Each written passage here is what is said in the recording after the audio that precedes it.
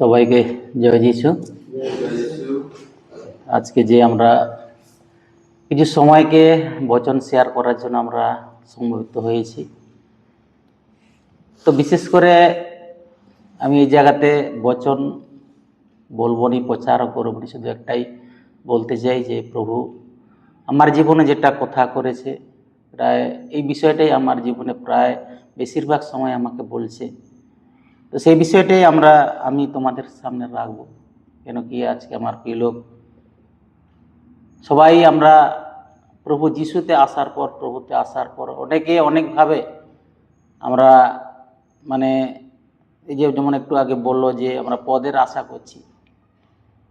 তো আজকে সবাই কেউ না কেউ ভালো আরাধক হতে চায়, ভালো সুসমাচার প্রচারক হতে চায়, বা ভালো কালিসে চালাতে পারে সেরকম হতে চায়। কিন্তু পরমেশ্বর যে ইচ্ছা, আমরা সেই ইচ্ছাটাকে না জানার কারণে আজকে আমাদের চলতে, আমাদের কারণে আজকে জগতের মানুষ ঈশ্বরবিহীন মারা যাচ্ছে। কেন কি আমার প্রিয় লোক, এই বিষয়টাই আমি বেশিরভাগ ক্যালিসিয়ার মধ্যেও বলে থাকি। আর মির্জাপুরে কটা দিন আগে এই বিষয়টাই আমি বলেছিলাম যে সবাই তো আরাধনা হতে চায়, পাস্টার হতে চায়, ভালো কথা, কিন্তু প্রার্থনা করার ব্যক্তি আজকে ভারতবর্ষে তথা পশ্চিম বাংলায় অনেক কম আছে। আমার প্রিয় লোক, সেই জন্য প্রথম থিসকুলনীক 5 অধ্যায়ের 16-17 পদে লিখে আছে, তোমরা সতত আনন্দ করো, অবিরত প্রার্থনা করো, সর্ববিষয়ে প্রভুকে ধন্যবাদ দাও। এটাই হচ্ছে ঈশ্বরের ইচ্ছা। আজকে আমাদের ইচ্ছাটাকে আমরা সবার কাছে বলে বেড়াচ্ছি, এমনকি ঈশ্বরকেও আমরা বলছি, হে ঈশ্বর আমাকে তুমি এক দাস বানাও, হে ঈশ্বর আমাকে একজন আরাধক বানাও, হে ঈশ্বর আমাকে ভালো সুসমাচার বানাও, হে ঈশ্বর আমাকে প্রফেট বানাও। কিন্তু ঈশ্বরের ইচ্ছাটা কি, আমরা সেই বিষয়ে ঈশ্বরকে কোনোদিনও আমরা জিজ্ঞাসাও করিনি ঈশ্বর আমাদের কাছ থেকে কী চায়। সো আমার প্রিয় লোক, আমি এটাই তোমাদের কাছে শেয়ার করতে চাই। কেন কি আজকে আমাদের প্রার্থনার দ্বারায় এক পরিবার উদ্ধার পাবে, আমাদের প্রার্থনার দ্বারায় এক পরিবারে শান্তি আসবে, আমাদের প্রার্থনার দ্বারায় অনেক রোগী সুস্থ হবে। কেন কি দানিয়েলের বিষয়ে যদি আমরা দেখি, দানিয়েল সেই জায়গাতে যখন গ্রাম সব জর্জরীয় অবস্থা হয়ে যায়, গ্রাম তছনছ হয়ে যায়, সেই জায়গাতে উপবাসের সাথে দানিয়েল কি করে প্রার্থনা করে, আর প্রার্থনা করার পর পরমেশ্বর তাকে আওয়াজ দেয়, যেটা 70 বছর প্রার্থনা করা দরকার, সেটা 7 সপ্তাহে সম্পন্ন হবে। তো আমার প্রিয় লোক, আমি এটাই তোমাদেরকে বলতে চাই বা শেয়ার করতে চাই, আমাদের প্রার্থনা জীবন অনেক দরকার আছে। কেন কি এই বিষয়টি আমি আপনাদের ভাইয়ের সঙ্গে শেয়ার করবো বলে বলতেছিলাম। বলে প্রভু একটাই কথা বলছে, তুমি কি করো, সুসমাচার সানডে সার্ভিস যাও, ঠিকই আছে, কিন্তু বেশিরভাগ সময় তুমি প্রার্থনাতে দিন কাটাও। কেন প্রার্থনা করার লোক আজকে অনেক অল্প আছে। আজকে যদি আমরা প্রার্থনা করি, আমার প্রিয় লোক, শয়তান এই পৃথিবীতে যে কাজ করছে, আজকে মন্দ বিষয়ে যে কাজ করছে, সেই বিষয়টাকে সে পারবে না।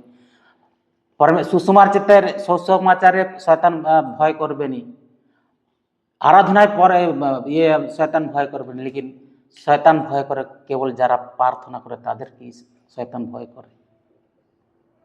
আমার প্রিয় লোক, আমি সেই জন্য আমি সাধু সুন্দর সিংয়ের যখন কাহিনীকে দেখি বা তার লাইভ হিস্ট্রিকে যখন শুনি, সাধু সুন্দর সিং একজন খ্রিস্টীয় প্রতিরোধকারীওয়ালা ব্যক্তি ছিল। সে ঈশ্বরের মণ্ডলীকে তাড়না করত, ঈশ্বরের যে জায়গায় মহিমা হতো সেই জায়গাতে বিশ্বাসীদেরকে তাড়না করত, এমনকি ইট বালি যা কিছু সে প্রার্থনা ভবনে ছুঁড়ত। লেকিন একদিন যখন যীশু খ্রিস্ট সাধু সুন্দর সিংকে আওয়াজ দেয় যে হে সিং, তুমি আমাকে তাড়না করছো কেন, সেদিন থেকে সে সাধু সুন্দর সিং কি করে, পরমেশ্বরের হাতে নিজেকে সমর্পিত করে, আর সে গুহার মধ্যে প্রার্থনাতে রত থাকে। আমার প্রিয় লোক, আজকে যদি আমাদের দাসের জীবনও দেখি, আমি মাঝে মাঝে ভাবি আমাদের দাসের যে জীবন আজকে যদি দেখি আমরা, তার প্রার্থনা জীবন যতটা, আজকে আমাদের প্রার্থনা জীবন অতটা নাই। তো এটাই সবার কাছে আমি নিবেদন বা নম্র নিবেদন রাখছি যে আমরা যেন প্রার্থনাতে রত থাকতে পারি। আগে আমি 5 মিনিট প্রার্থনা করতাম বা 10 মিনিট প্রার্থনা করতাম, আমি প্রার্থনা করার পরে উঠে যেতাম। এখন পরমেশ্বর যেই দিন থেকে আমাকে বলেছে সেই দিন থেকে আমার প্রার্থনা এখন 1 ঘন্টা পেরিয়ে যাচ্ছে, তাও মনে হচ্ছে যেন কম হয়ে যাচ্ছে। আরও প্রার্থনা করলে যেন আরও অনেক মানুষ উদ্ধার বা ছুটকারা পাবে। তাই আমার প্রিয় লোক, আমাদের জীবন প্রার্থনা জীবন দরকার আছে। প্রার্থনাই একটা পাহাড়কে টলাতে পারে, প্রার্থনাই এক রোগীকে সুস্থ করতে পারে, প্রার্থনাই আমাদের জীবনকে বদলাতে পারে, প্রার্থনাই আমরা নম্রত হতে পারবো, প্রার্থনাই আমাদেরকে শক্তিশালী করতে পারে আমার প্রিয়। সেই জন্য আমাদের প্রার্থনা জীবন অনেক মজবুত দরকার আছে আমার প্রিয়। সবাইকে জয় যিশু। ধন্যবাদ পিতা পরমেশ্বর প্রভু যিশুকে প্রিয়, তার যোজনা সংকল্প বা পরিকল্পনা দ্বারা যে আমরা আজ এই কলেজের মধ্যে উপস্থিত হয়েছি, তাই সবাইকে ধন্যবাদ দিই যে লাগাতার আমি প্রভুর উপস্থিতিতে বসি, আর সেই বসাটা যেন অনেক কম মনে হয়, মানে দিনের প্রার্থনা ও রাতের প্রার্থনা যেন অনেক কম মনে হয়। তো এই কিছুদিন আগে আমাদেরও প্রার্থনা যে এক উপবাস রাখা গেছিল আমাদের আগনাতে, প্রভু ধন্যবাদ দিই। সেখানেও যখন ওই 3 দিন উপবাসের আগে একদিন আমরা হরেক সেবক বা ভলেন্টিয়ার মিলে যে একটা প্রার্থনা নিবেদন রাখা হয়েছিল, তো সেখানেও প্রভু দাস যখন বলে তুমি তাহলে প্রভুর কি বিষয়ে জানছো বা আওয়াজ কি শুনছো তুমি বলো। তো সেখানে আমার মধ্যে অনেক প্রশ্ন জাগে, প্রভু আজ এই জায়গাও আমি বসছি, না বাক্য না বচন না তোমার আওয়াজ আমার মধ্যে কিছুই আমি শুনতে পাচ্ছি না। তো বরং ভিতরে তো হৃদয়ে সর্বদা আমার যুদ্ধ শুরু হয় সেদিন থেকেই।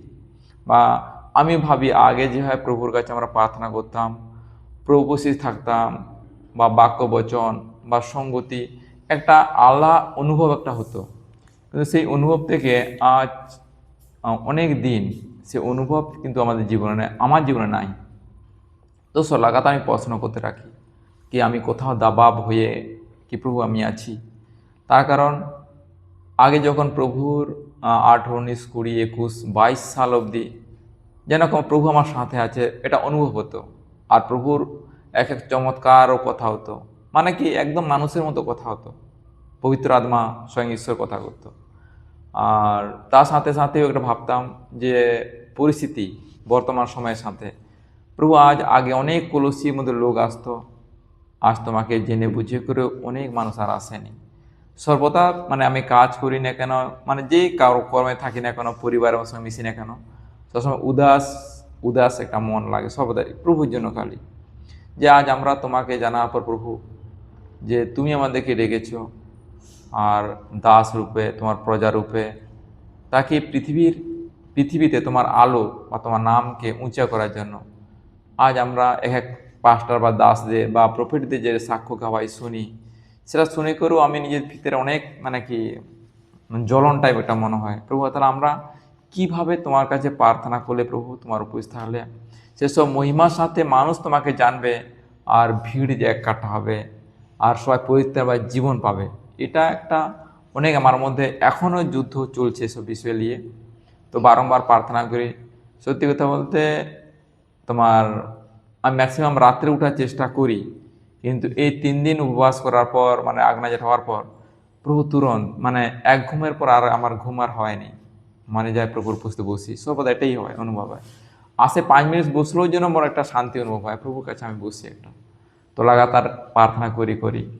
তো প্রভুর বাক্য একটাই আমার কাছে আওয়াজ একটা আসে, যে জিরমিয় 3:4 লেখা আছে, যে খুব সুন্দর প্রভুর বাক্য লেখা আছে যে তুমি কি আমাকে সে আব্বা পিতা আমাকে বলে ডাকবে নি?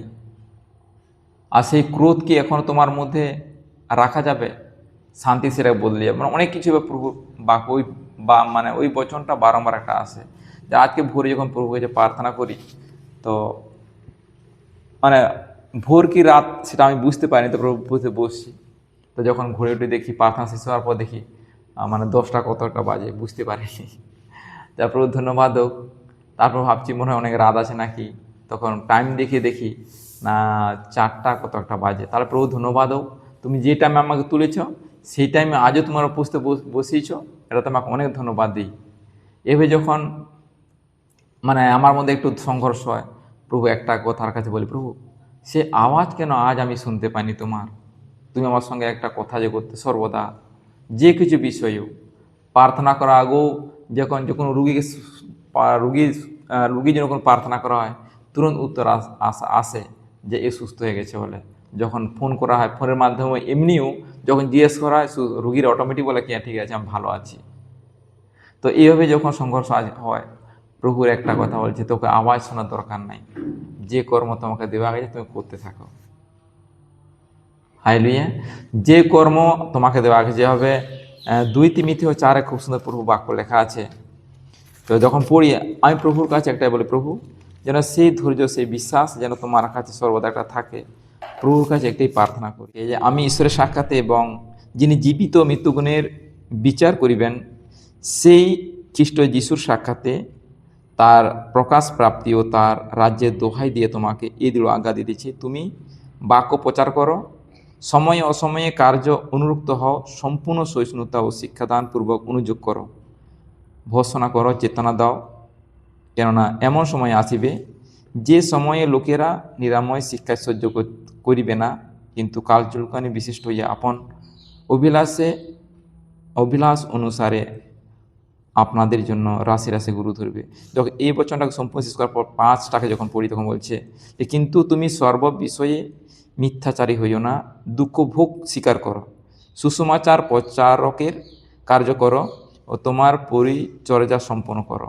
যখন এই বিষয়টাকে প্রভু যে প্রার্থনা মানে আমি পড়ি আর বাক্যটাকে আর প্রভুর কাছে সর্বদা সংঘর্ষ করে আমি প্রশ্ন জাগে সবসময়, তখন যে আগের যে বিষয় যে প্রভুর মহিমা যে অলৌকিক কাজ একটা স্মরণে আসে দিল। মানে যে যদি আমরা যাবে সাম্পদা বলছে আমরা প্রভুর সঙ্গতি নাই, প্রার্থনায় নাই, প্রার্থনায় দ্বারায় হরেক শক্তি প্রাপ্ত করা যায়, হরেক প্রার্থনার দ্বারায় হরেক শয়তানের কার্যকে নাশ করা যায়। এর দ্বারাই যখন এক ভাই বলছে আমি দীর্ঘদিন 1 সপ্তাহ মতো কোমর যন্ত্রণা উঠতে পারিনি, সেদিন খালি কথা বলছে আমি অনেক সুস্থ হয়ে গেছি। হাইলিয়ে তখন প্রভু বলে, প্রভু তুমি মহান।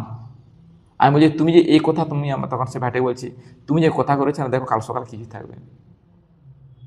হাইলিয়ে তাই সত্যি কথা বলি তো, আমরা যেভাবে প্রভু প্রথম জীবন আমরা দিয়েছি সেই জীবন এখন আমরা দিইনি, সে সময় আমরা দিইনি। আমরা অভিলাষে আসক্ত হয়ে বর্তমান বাতাবরণটাকে আমাদের গ্রাস করে যাচ্ছে, আমাদেরকে শিকড় চালাচ্ছে, আমরা বুঝতে পারিনি প্রিয়।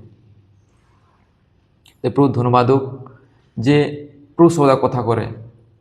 আর সত্যি কথা বলি তো, পরমেশ্বর আত্মা হলেও ওর আওয়াজ স্পষ্ট, পরমেশ্বর কথা করে মানুষের মতো প্রিয়। সে আওয়াজ প্রভু শুনেছে আগে, এই কারণে বরং ওই কথাটি প্রভুর কাছে আমি সংঘর্ষ করি, প্রভু কেন এই সময়ে সে আওয়াজটা আমি শুনতে পাইনি। এখন বোঝা যাচ্ছে যে আমাদের প্রভুর উপস্থিতিটা প্রার্থনার জীবন আমার তোমার কারণ না করার জন্য প্রভুর মহিমা অলৌকিক আশ্চর্য কাজ হয়নি। যেভাবে আমাদের যখন বলছিল যে লেজ কারো বড় হবে না প্রভুর কাছে, প্রভু লেজ যে বড় আছে সে লেজের তুলনায় কারো লেজ বড় নাই প্রভুর বিনা। যদি আমরা সেভাবে জীবনযাপন কাটি, শত্রু আসবে, শত্রু কাজ সফল হবে না প্রিয়, প্রার্থনা দ্বারা। এইটুকু আমি প্রভু সাক্ষাতে সাক্ষ্য বললাম। আর সবাইকে জয় যিশু। মহান পরমেশ্বরকে ধন্যবাদ দিই আর সবাইকে জয় যিশু। যে সত্যি আজকে প্রার্থনা করার পরে বচন পড়ছি 2 করন্থীয় যখন 5 অধ্যায় পড়ছি, 5 অধ্যায়, আর সেইখানের মধ্যে 20-21 পড়ি। সেইখানে লেখা আছে, অতএব খ্রিস্টের পক্ষেই আমরা রাজদূতের কর্ম করিতেছি, যেন ঈশ্বর আমাদের দ্বারা নিবেদন করিতেছেন, আমরা যেন খ্রিস্টের পক্ষে এই বিনতি করিতেছি, তোমরা ঈশ্বরের সহিত সম্মিলিত হও। আমি মনে মনে ভাবছি ঈশ্বরের পক্ষে রাজদূতের কর্ম করছি। পৌলুস এই কথাটা বলছে যে আজকে আমরা এই পৃথিবীর মধ্যে আছি, যে সেই জায়গার মধ্যে তো পৌলুস মণ্ডলীর মধ্যে বলছে সন্তানদেরকে, কিন্তু আজকে পৌলুসের কথা যদি আমরা বাদ দিয়ে আজকে আমরা এই পৃথিবীর মধ্যে আছি, আমরা কি কাজ করছি খ্রিস্টের জন্য বা ঈশ্বরের জন্যই বা আমরা কি করছি? তো হঠাৎ করে আমার একটা কথা মনে স্মরণে, প্রভু আমি সব দিন কি একই রকমই এই দেশের জন্য, আমাদের কালিসার লোকের জন্য, মণ্ডলীর জন্য, ঘর পরিবারের জন্য, পাড়া প্রতিবেশীর জন্য এটাই প্রার্থনা করব, মন্ত্রীদের জন্য আর কিছু প্রার্থনা নেই। প্রভু বলছে নে আওয়াজ হঠাৎ একটা এলো, দেখ ইউথ সন্তানরা কত আজকে সুসাইড করছে, মারা পড়ছে। হঠাৎ করে যেন কেমন একটা মন আমার উদ্বিগ্ন হয়ে যায়। আর সেই সময়ে আমি রাত্রেবেলা প্রভুর কাছে এটাই প্রার্থনা করি, আগের দিনটা ওইটা। তার পরের দিনেই শুনছি কালকে আমার ছোট ছেলেটা ফোন করছে, মা আর এনসিসি করার জন্য ছেলে একজন কল্যাণী থেকে এসেছিল, নদিয়া জেলার ছেলে, সে গলায় গামছা দিয়ে মারা গেছে। তখন যেন আমার হৃদয়টা এমন ছটপটাচ্ছে, আমি বলছি হে প্রভু, তুমি আমাকে জানালে আর এই খবরটা আমি শুননি। মানে নিজেকে কন্ট্রোল রাখতে পারিনি, এমন ছটপট হচ্ছে আমার হৃদয়ে যে সেই সন্তান তার বাবা মা কত আশা করে এই জায়গাতে পাঠালো তাকে, যে আমার ছেলে একটা লক্ষ্যের মধ্যে যাচ্ছে, একটা জায়গায় দাঁড়াবে। তখন বচন যে পড়ছি, রাজদূতের কর্ম করছি, কি কর্ম করছি? প্রভু যে আমাদেরকে প্রার্থনার জন্য এই পৃথিবীর মধ্যে রেখেছে, আমি কি প্রার্থনা করছি? আজকে কত আমাদের সম্মুখে কত ঈশ্বরের কাজ পড়ে আছে, আমরা শুধু এটাই জানি যে সুসমাচার প্রচার না, কিন্তু ভাইয়ে যেইভাবে আমাদেরকে ভোরের বেলায় শিখাচ্ছে, বরদান নানা প্রকারের হয়। সবাই যে আমরা সেবা কাজ করতে পারবো এটাই ঈশ্বরের কাজ, এটা নয়, কিন্তু প্রার্থনার দ্বারাও আমরা ঈশ্বরের কার্যকে করতে পারি, ঈশ্বরের আত্মা বাঁচতে পারে। তাই পৌলুস এই জায়গায় 6 মধ্যে বলছে যে একে আর তাহার সঙ্গে কার্য করিতে করিতে আমরা নিবেদনও করিতেছি, আমরা ঈশ্বরের অনুগ্রহকে বৃথা না গ্রহণ করি। হালেলুয়া। সত্যি আজকে প্রভু আমাদেরকে সেই অনুগ্রহ দিয়েছে। আর আমরা যে খ্রিস্টের রাজদূতের কর্ম করছি, আমি নিজেই নিজের জীবনকে প্রশ্ন করছি, প্রভু আমি কি করছি? কিছুই করিনি, কিছুই নয় তোমার জন্য। আজকে ঈশ্বরের জন্য যে আমি কাজ করব সেটার মধ্যেও আমি নাই, নিজের জীবনের বারে প্রশ্ন করছি। আর প্রভু বলছে যে দেখ তুই প্রার্থনা কর। এই বিষয়টাই আমার জীবনে সবসময় আসছে, আমি যে অনুগ্রহ পেয়েছি, আজ অনুগ্রহের জন্যই আমি জীবিত আছি। আমার পরিবার না হলে কোথায় চলে যেত। আজকে অনেক পরিবারও এই মতনই পাওয়া যায় যে তাদের পরিবার আজকে ভেসে যাচ্ছে। আজকে যেই সন্তানটা যে কলেজের মধ্যে যেই কাজের জন্য আইলো আর সুসাইডকে করলো, কিসের কারণে আমরা জানিনি, কিন্তু তার মা বাবার আজকে কি অবস্থা হচ্ছে। যদি ছেলেটা ঈশ্বরকে জানতো তাহলে এই কাজটা সে করতো না। আমি এই বিষয়কে ভাবছি আর নিজের হৃদয়ের মধ্যে অনেক উদ্বিগ্ন হচ্ছে। আমি বচন না প্রচার করতে পারি, তোমার কথা না বলতে পারি, দেশের মানুষের জন্য তো প্রার্থনা করতে পারি। এই বিষয়ে ভোরের বেলা প্রভু আমার সাথে কথা করে, আমার অনুগ্রহ তোমার মধ্যে রেখেছি। আর ঈশ্বরের যে রাজদূতের কর্ম তোমরা করেছো, ঈশ্বরের সঙ্গে সম্মিলিত হও। আমরা যিশুর সঙ্গে সম্মিলিত যে থাকবো সেটাও করতে পারছি না, কেননা ঈশ্বর প্রভু যিশু যখন পৃথিবীতে এসেছিল সদা সর্বদা নিরন্তর প্রার্থনা করতেছিল। আর এটাই আমার জীবনে যে ভোরের সময় আমি আমার জীবনের বারে যে প্রভু কথাকে করলো যে আমার প্রার্থনা করতে হবে, আমি যেন করতে পারি, এটাই প্রভুর কাছে প্রার্থনা করি। আর এই বিষয় নিয়ে প্রভু কথা করে, এইটুকুই বচনে বুঝলাম। তাই ধন্যবাদ দিই প্রভুকে। সবাইকে জয় যিশু। জয় যিশু। মহান জীবিত পরমেশ্বরকে ধন্যবাদ দেই। তো আমি পরমেশ্বরের সাথে কথা যে সত্যি প্রভু মহান, যে আমি গোড়া থেকে নতুন নিয়মকে রোজই একটা করে অধ্যায় পড়ি। তো আজকে সত্যি প্রভুকে এটা ধন্যবাদ। আজকে আঙ্কেলের প্রচারটাকে আগে দেখি, তো আর বচনটাকে আমি পরে পড়ি। তো প্রভুকে এটাই ধন্যবাদ দেই যে আঙ্কেল যে বচনকে বলে যে 8 আর 7 আর 9, সত্যি প্রভু সেই সময়ও প্রভু আমার জীবনে কথাকে করে। প্রভুকে এটাই ধন্যবাদ দেই। তো সত্যি আমাদের জীবনে আমি যে প্রভুকে যখন প্রথম পাই প্রিয়, সত্যি সেই সময়ের কথাকে অনুভব করছি প্রিয়। তো সেই সময় প্রভু সত্যি অনেকভাবে প্রভু কার্য করে আমার মধ্যে থেকে, আমি নিজেও জানতে পারি। তো প্রভুকে এটাই ধন্যবাদ দেই যে সকালে যে জুমে আঙ্কেল যে প্রভুর অনুগ্রহ দয়াতে যে প্রভুর কাছে যে বচনকে পেয়ে প্রভু যে তার সম্মুখে যে আবার ঘুরিয়ে যে আমি যখন সেই প্রেরিত অধ্যায়ের 15 অধ্যায়কে যখন পড়ি, যে 16 আর 17কে যে বলছে যে ইহার পরে আমি ফিরিয়া আসিব, দাউদের পতিত কুঠুরি পুনর্বার গাঁথিব, তাহা ধ্বংসস্থান সকল পুনরায় গাঁথিব। হ্যাঁ, এটাই প্রভুকে ধন্যবাদ দেই যে আঙ্কেল যখন বচনের সাথে কথা করে, তো সত্যি আমার মধ্যে, বিশেষ করে আমার মধ্যে সেই মানে হারিয়ে গেছি যেন আমার যে আশীর্বাদটা, প্রভু যে আমাকে যে আশীর্বাদ দিয়ে গেছিল, সেটা যেন আমি হারিয়ে ফেলেছি প্রিয়। তো প্রভুকে এটাই ধন্যবাদ দেই যে প্রভু যে আবার পুনর্বার আমার সাথে কথাকে করছে, যে যে পতিত হয়ে গেছে সেই কুঠুরিকে প্রভু পুনর্বার নির্মাণ করতে চলেছে। কিন্তু আমি মানে প্রভুকে কিভাবে ধন্যবাদ দিব, তো এটাই প্রভুকে ধন্যবাদ দেই যে রোজই প্রভু কথা বলে, কিন্তু আমি বচন পড়ি কিন্তু মনে রাখতে পারিনি। তো প্রভু সব সময়ের জন্য স্মরণ করে দেয়। তো এটাই প্রভুকে ধন্যবাদ দিই যে যখন আঙ্কেল কথা বলে সেই সময় প্রভু আমার আত্মার মধ্যে অনেকভাবে অনেক সহকারে কথাকে বলছে প্রিয়। কিন্তু অনেক রকমের মানে আমি এই সময় কি হয়ে গেছি যেন নিজেকে আমি যেন সব কিছু জেনেইছি, এইভাবে চলার কারণে আমার কাছ থেকে কি হয়েছে যে প্রভুর আশীর্বাদ সরে গেছে প্রিয়।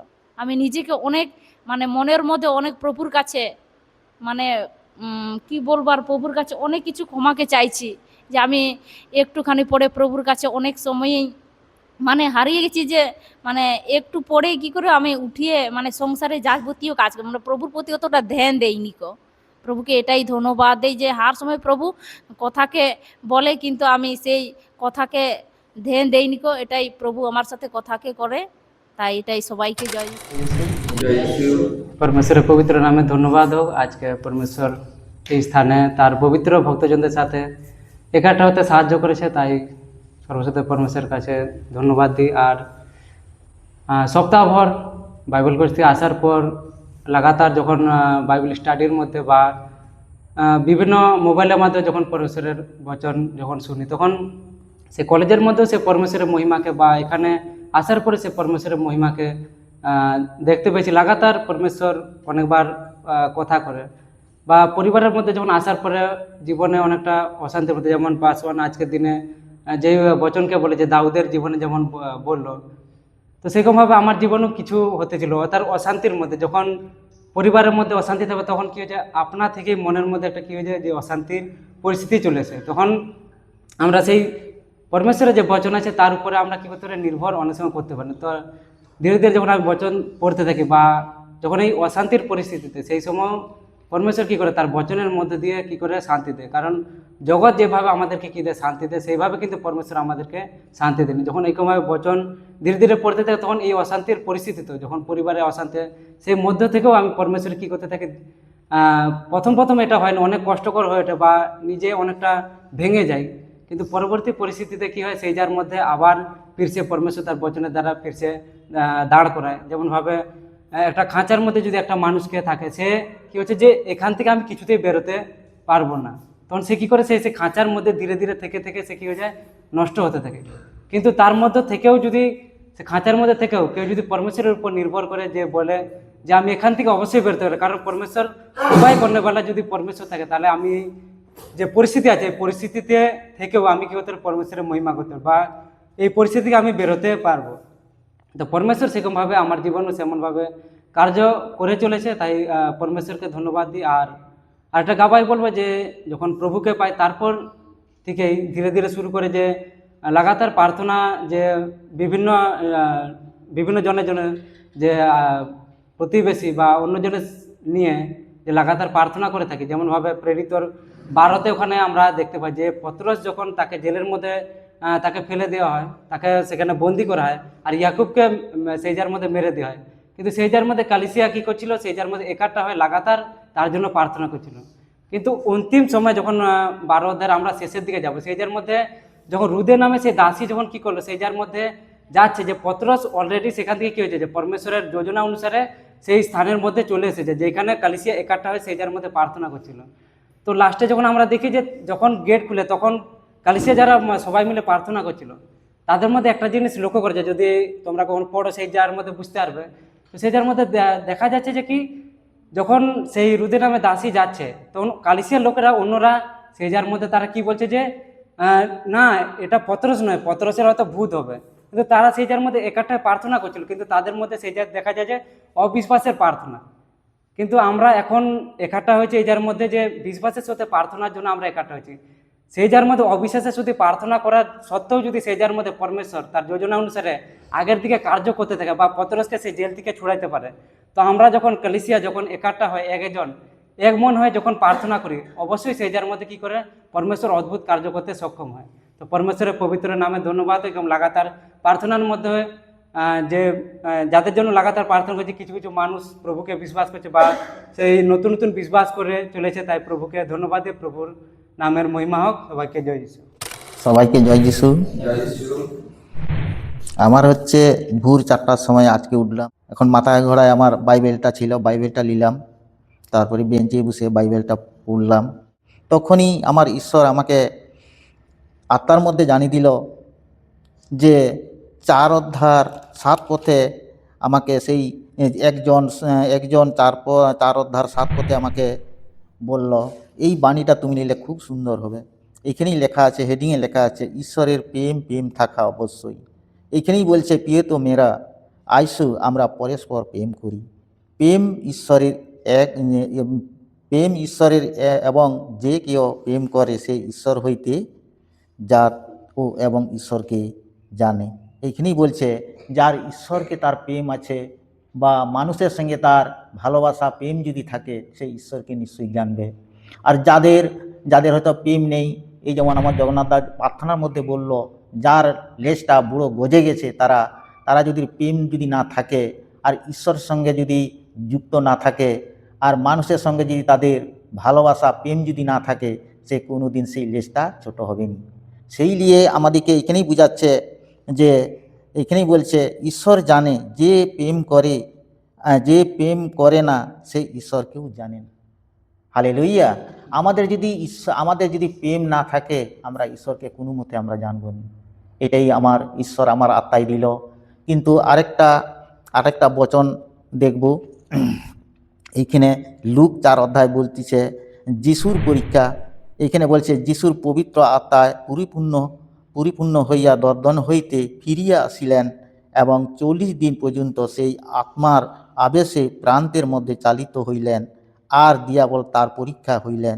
সেই সকল দিন তিনি কিছুই তার করেন নাই। পরে সেই সকল দিন শেষ হইল, ক্ষুধিত হইল। তখন দিয়াবল তাহাকে কইল, তুমি যদি ঈশ্বরের পুত্র হও তবে পাথরখানিকে বলো যেন রুটি হয়ে। তাহলে সেইটাই আমার আত্মাই বলল, সে একটা ঈশ্বরের সন্তান হয়ে সেই গোটা পৃথিবীর এসেছিল এক সময়, 40 দিন ছিল। তার যদি পরীক্ষা হতে পারে, আমরা তো কিছুই নয়, আমরা তো ধূলিসাৎ। আমরা সেটাই আমি চিন্তা ভাবনা করে দেখলাম যে আমাদেরকে এই প্রেম তার যদি পরীক্ষা আসে, আমাদের পরীক্ষা করার কি আছে? এই যে বললো সেই প্রার্থনার সময় বলল, সেই লেজটা বুড়ো হয়েই আমাদের থাকবে। তাহলে আমাদেরকে কীরকম করতে হবে? তারা যেমন বলে আমাদেরকে সব মতন আমাদেরকে প্রার্থনার মধ্যে আমাদেরকে থাকতে হবে, তবে সেই লেজটা আমাদের ছোট হয়ে থাকবে। তার যদি পরীক্ষা হতে পারে, আমরা তো ধূলিসাৎ। এইখানেই আমাদেরকে বুঝে নিতে হবে। সেই ঈশ্বরের সন্তানকে যদি বলে সে দিয়াবল, তুমি যদি ঈশ্বরের পুত্র হও তবে এই পাথরখানি বলো যেন রুটি হয়ে যায়। তখন সেই ঈশ্বর বলল, সেই ঈশ্বরের তার সন্তান বলল, সেই প্রভু যিশু বলল, মানুষ তো কেবল রুটিতে বাঁচে না, তার বাক্যই তো বাঁচে। সেই বাক্যকে আমাদেরকে সবসময় ফলো করতে হবে। বাক্য ছাড়া আমরা বাঁচব না। বাক্যই আমাদের জীবন, বাক্যই সব কিছু। বাক্য ছাড়া আমরা কেউ বাঁচতে পারবো না। এটাই আমার আত্মায় দিল ভোর 4টা। সবাইকে জয় যিশু। রোমিও 12 অধ্যায়ের 19 বচনটা দেখব। যে কেউ একজন বলো। এখানে বলছে, তোমরা আপনারা প্রতিশোধ লইও না, বরং ক্রোধের জন্য স্থান ছাড়িয়া দাও। কারণ লেখা আছে, প্রতিশোধ লওয়া আমারই কর্ম, আমি এই প্রতিফল দিব। হালেলুয়া। পরমেশ্বর আমাদিগকে তো নিয়োজিত করেছে, কিন্তু আমরা যেন কারো উপরে ক্রোধ বা রাগ না করি, কেননা ঈশ্বরেরই প্রতিশোধ নিবে, তার বাক্য বা বচনে বলছে।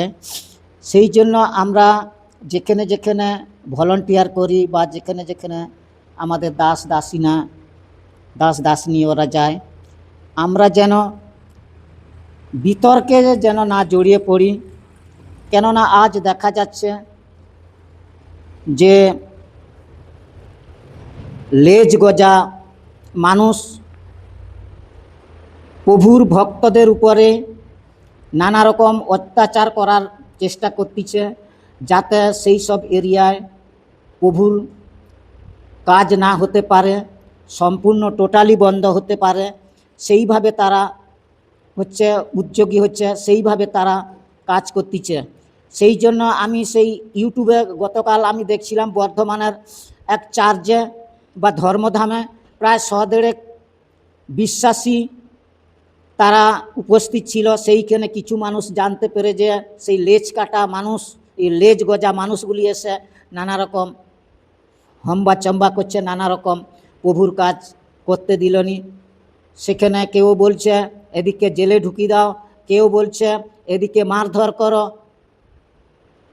আমরা এই 26 সালে প্রত্যেক মানুষ যেন আমরা যতজন প্রভুকে জানি, যতজন আমরা প্রভুর সুসমাচার প্রচার করি, আমরা যেন নর্মালভাবে আমরা যেন থাকি, উত্তেজিতভাবে যেন না থাকি।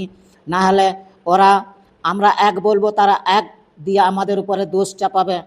সেই জন্য প্রভু এখানে বলছে, তোমরা প্রতিশোধ লইও না, বরং ক্রোধের জন্য স্থান ছাড়িয়া দাও, কারণ লেখা আছে প্রতিশোধ লওয়া আমারই, অর্থাৎ প্রভুরই কাজ, প্রভুরই প্রতিফল দিবে। সেই জন্য আমি সেদিন গতকাল আমি লক্ষ্য করলাম সেই বিশ্বাসী বা প্রভুর ভক্তরা আস্তে আস্তে তারা বেরিয়ে গেল, আর যারা তাদেরকে হুম্বা চুম্বা নানা রকম উত্তেজিতভাবে তারা করতে লাগলো। সেই জন্য এই 26 সাল যেন নর্মালভাবে বিভিন্ন মানুষের সঙ্গে যদি কথা বলি, কথাবার্তা যেন বলতে পারি, যাতে তারা খুঁত না ধরতে পারে, যাতে তারা আমাদের ত্রুটি না ধরতে পারে। এখানে পরমেশ্বর আমাদিগকে শেখাতে চাইছে আমরা যেন ঈশ্বরের অনুকারী বা আজ্ঞাকারী হতে পারি। সেই আজ্ঞাকারী বা অনুকারী হয়ে আমরা যেন প্রভুর বার্তা নিয়ে মানুষের কাছে যেতে পারি, মানুষের কাছে পৌঁছাতে পারি, মানুষকে বলতে পারি। আর এমন মানুষকে আমরা যেন বলতে পারি, সে যেন উত্তেজিত হয়ে আমাদের উপরে সে আবার না টর্চারিং করে। কেননা 2026 অন্যরকমভাবে চলতিছে। সেই জন্যে আমরা ঈশ্বরের অনুকারী হয়ে নর্মালভাবে আমরা কথাবার্তা যেন বলতে পারি। তো আমি যখন প্রত্যেক দিন তো ভোর 4টায় উঠে প্রার্থনা করি, যখন প্রভুর বাক্য দ্বারা প্রভু আমার জীবনে কথা করলো, তো যখন 1 অধ্যায়ের 3 পদে বলছে প্রভু যে আর তাহার উপরে যে এই প্রত্যাশা কেহ কাহারও আছে, সে আপনাকে বিশুদ্ধ করে যেমন তিনি বিশুদ্ধ। সত্যি আজ পরমেশ্বর আমাদেরকে এতটাই প্রেম করেছে যে পরমেশ্বরের প্রেম আমাদের মধ্যে রয়েছে। বলছে যে বাক্যতে বলছে, আর তাহার উপরে যে প্রত্যাশা যে কাহারও আছে, সে আপনাকে বিশুদ্ধ করে যেমন তিনি বিশুদ্ধ। আমাদেরকে পরমেশ্বর সেই মতো শেখায় যে পরমেশ্বর যেমন আমাদের পবিত্র ঈশ্বর, আমাদেরকেও সেই পবিত্র রাস্তায় চলার জন্য আমাদেরকে সদা সর্বদা সাহায্য করেন। কেননা পরমেশ্বর বাক্য বলছে যে যিশু আমাদের সহায় আছে সদা সর্বদা। হালেলুয়া। তাই ওই 1:5 বলছে, কিন্তু যে তাহার বাক্য পালন করে তাহার অন্তরে সত্যি ঈশ্বরের প্রেম সিদ্ধ হইয়াছে। যদি আমরা সেই ঈশ্বরের বাক্যকে পালন করি, পরমেশ্বর এই বাণী দ্বারা আমার জীবনে আজ কথা বলছে যে কিন্তু যে তাহার বাক্য পালন করে তাহার অন্তরে সত্যি ঈশ্বরের প্রেম সিদ্ধ হইয়াছে, ইহাতেই আমরা জানিতে পারি যে তাহাতে আছি। সত্যি পরমেশ্বর আমাদেরকে কি করেছে, প্রেম শিখিয়েছে, যাতে আমরা তার প্রেমে চলি, তার আজ্ঞাকারী হই। কেননা সে আমাদের এক সহায় আছে সদা সর্বদা। আমরা ঈশ্বরের সন্তানরা কিভাবে আমরা ঈশ্বরের পথে চলবো, কিভাবে মানুষের কাছে বলবো, সে সমস্ত আমাদেরকে প্রেম দ্বারাই শেখায়। কেননা পরমেশ্বর বচনে বলে যে ঈশ্বর জগৎকে এমন প্রেম করিলেন যে আপনার একজাত পুত্রকে দান করিলেন, যে তাতে বিশ্বাস করে সে বিনষ্ট না হয় কিন্তু অনন্ত জীবন পায়। তাই পরমেশ্বর আমাদেরকেও সে অনন্ত জীবনে চলার জন্য আমাদেরকে একটা বিষয় শিখিয়েছে, যাতে আমরা অনন্ত জীবন পথে হাঁটতে পারি বলে। হালেলুয়া। আর ওই 1 যোহনেরই 2:9 বলছে যে যে বলে আমি জ্যোতিতে আছি আর আপন ভ্রাতাকে ঘৃণা করে, সে এখনো অন্ধকারে রহিয়াছে। হালেলুয়া। যখন আমি এই সকাল ভোর সময় এই বচন পড়ি, 1 যোহনের পত্র, তখন একটা বচন দ্বারা সত্যি পরমেশ্বর আমাদের জীবনের একটা বিষয়কে আমাদেরকে শেখায় যে আপন ভ্রাতাকে প্রেম করে সে জ্যোতিতে থাকে এবং তাহার অন্তরে বিঘ্নের কারণ নাই। হালেলুয়া। সত্যি আমরা যদি সেই পরমেশ্বরের একটা বাণীকে আমরা যদি অনুসরণ করে চলি, সত্যি আমরা সেই পরমেশ্বরের মতোই আমরা যেন বিশুদ্ধ হতে পারি। কেননা অনেক সময় আমরা তো এই পৃথিবী এই জগতের মধ্যে রয়েছি, অনেক মানুষ কি করে আমাদের জীবনে যাতে সেই তিক্ততার বীজ বুনে আমাদেরকে কি করে বিভ্রান্ত না করে, সেই জন্য আমাদেরকে সদা সর্বদা পরমেশ্বর আমাদেরকে বাণী দ্বারা যে চেতনা দেয়, আমরা যেন সেই অনুসারে চলতে পারি, যে আমাদের মধ্যে সেই ঈশ্বরের প্রেম, ঈশ্বরের যেমন স্বভাব ছিল আমাদেরকেও সেই ঈশ্বরের স্বভাব নেওয়া উচিত। আমরা ঈশ্বরের পথে যখন চলছি আমাদেরও স্বভাব সেই মতো আমাদেরকে আচার ব্যবহার বদলাতে হবে। হালেলুয়া। তার বাক্য অনুসারে আমাদেরকে চলতে হবে। সত্যি আমাদের জীবনে যে কমি ঘাটি রয়েছে, একটা বাক্য দ্বারা প্রভু আমাদেরকে চেতনা দেয় যেন আমরা সদা সর্বদা তার উপর প্রত্যাশা রাখি এবং তার আজ্ঞাকারী হতে পারি। তাই পরমেশ্বর সত্যি মহান আজকে সকালবেলায় এই বাণী দ্বারা আমার জীবনে কথাকে করলো, যাতে আমরা পরমেশ্বরের সেই পথে জীবনযাপন সম্পর্কে আমরা সতর্ক হই। সেই সতর্ক আমাদেরকে পরমেশ্বর সদা সর্বদা জানিয়ে দেয় যে হে সন্তান সন্ততিরা, তোমরা সতর্ক হও। সেই বাণী দ্বারা আজকে পরমেশ্বর আমার জীবনে কাজ করে। হয়তো আমার জীবনে পরমেশ্বরের সেই চলার পথে আমার কমি ঘাটি রয়েছে, তাই জন্য বলছে যে বলে আমি জ্যোতিতে আছি আর আপন ভ্রাতাকে ঘৃণা করে সে এখনো অন্ধকারে রয়েছে। সত্যি আমাদের মধ্যে যে ঘৃণা, রাগ, আমাদের যে অভিলাষ, সেই সমস্ত আমাদের হৃদয় থেকে আমরা যেন সরাতে পারি, যেন পরমেশ্বরের প্রেম আমাদের মধ্যে সদা সর্বদা থাকে। কেননা ঈশ্বর বলেছে যে ঈশ্বরের প্রেম, ঈশ্বরের প্রতি প্রেম আর ঈশ্বরের সন্তান, সেই মতো আমাদেরকে ঈশ্বরের সন্তান, তার সন্তান রূপে আমাদেরকে গড়ে তুলতে চাইছে। যখন আমরা আমাদের আচার ব্যবহার সঠিক থাকবে, তখনই আমরা ভাববো যে ঈশ্বরের সন্তান বলে আমরা সেই সময়ই আখ্যাত হব। হালেলুয়া। এইটুকুই পরমেশ্বর আমার জীবনে আজকে ভোরবেলা কথাবার্তা করেছে, তাই প্রভুকে অনেক অনেক ধন্যবাদ দেই। তো আমি যখন ফাঁকে থাকি তো আমি আরাধনা করি, আর সেই সময়টা আমার সঙ্গে প্রভু কথা বলে। আমি একটাই বলি, উদ্ধার কী জিনিস প্রভু আমি জানিনি। লোক যদি আমাকে জিজ্ঞাসা করে যিশুকে থেকে তুমি কি পেয়েছো, তো প্রভু একটাই আমি নিরূপ হয়ে আমি শুধু প্রভুকেই ধন্যবাদ দিচ্ছি। প্রভু আমি কি জবাবটা দিব? প্রভু একটা আওয়াজকে বলে, উদ্ধার কী জিনিস তুই জানিস না? তুই তো প্রভুকে জানু। উদ্ধার তোর ঘরেই দেখ শান্তি আর সুখ এসছে, এটাই তো উদ্ধার বলে। কেননা তুই যদি আমাকে না জানতিস, তোর ঘরে সুখ আর সেই শান্তিটা থাকতো না। সত্যি প্রভু মহান।